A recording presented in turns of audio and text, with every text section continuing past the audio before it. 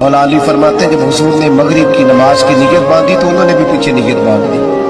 اتفاق کی بات یہ کہ حضور نے پہلی رکعت میں سورہ انفطار پڑھنی شروع کر دی، اذا السماء انفطرت واذا الکواکب انتصرت واذا البحار فجرت۔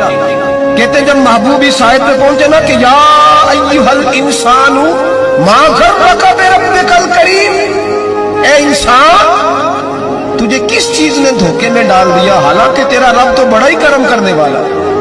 جب یہ آیت سنی تو پیچھے چیخ ماری، بے ہوش ہو کے گر گئے، گھر والے گھر لے گئے۔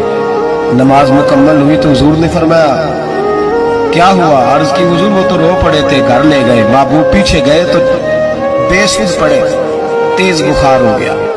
نبی کریم سرہانے بیٹھے اور ان کی گردن کو اٹھا کر سر کو گود میں رکھا، اور جب بالوں میں دستے مبارک پھیرا تو آنکھیں کھول دی اور جھٹ سے اپنا سر زمین پہ رکھ کے کہنے لگے حضور میں اس قابل نہیں کہ آپ کی گود میں میرا سارا ہے، اس قابل نہیں، بڑا مجرم ہوں۔ تو محبوب نے فرمایا تجھے مبارک ہو، رب نے تجھے معاف کر دیا ہے، اللہ بھی راضی ہے، میں بھی راضی ہے۔